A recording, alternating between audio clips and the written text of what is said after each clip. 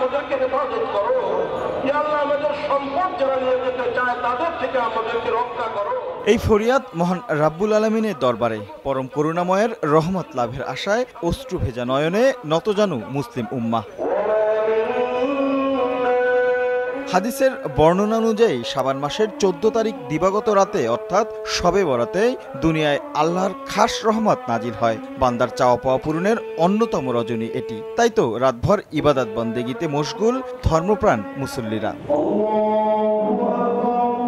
মহান আল্লাহ তাআলার সান্নিধ্য লাভ ও দয়া প্রাপ্তির সুযোগের কারণে মুসলমানদের কাছে এই রাতের তাৎপর্য অনেক। লেখা হয় বান্দার পরবর্তী 1 বছরের হিসেব নিকেশ।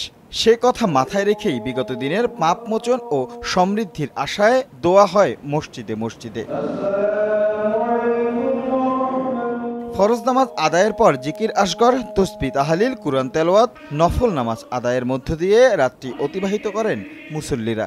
হাজার রাত্রি সেরা একটি রাত্রি। আমরা এই রাত্রে আমরা জানি যে আমাদের যত চাওয়া পাওয়া মহান আল্লাহ পাক রাব্বুল আলামিনের কাছে এই রাত্রে চাইলে পাওয়া যায়। দেশের জন্য, মুসলমানদের জন্য, সবার জন্য দোয়া করছি। আজকে এই রাতে আমরা মা বাবার জন্য, দেশের জন্য, জাতির জন্য আল্লাহর কাছে দোয়া সব। মহিমান্বিত এই রাতে মাতাপিতা সহ স্বজনদের কবর জিয়ারতে, তাদের আত্মার মাগফিরাত কামনায় কবরস্থানে ছুটে যান অনেকেই। আজকে শবে বরাতের রাত, আল্লাহ সুবহানাহু ওয়া তাআলার একটা মহিমান্বিত রাত এটা।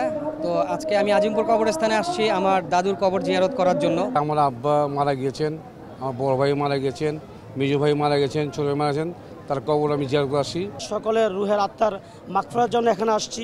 আল্লাহ তাআলা যেন আজকে রজনীর উসিলা করে সকলকে মাফ করে দেয়, এজন্য আজকে কবরস্থানে আসা। রাতভর ইবাদত বন্দেগীর পাশাপাশি আল্লাহর নৈকট্য লাভের আশায় রোজা রাখেন অনেকেই। শুদ্ধতার প্রার্থনায় পবিত্র এই রজনী লাইলাতুল বরাত। মহান রাব্বুল আলামিন ধর্মপ্রাণ মুসল্লিদের ফরিয়াদ শুনবেন, শান্তি প্রতিষ্ঠা হবে দেশ, জাতি তথা সমগ্র মুসলিম উম্মায়, এমনটাই প্রত্যাশা তাদের। রাশেদ লিমন, সময় সংবাদ, ঢাকা।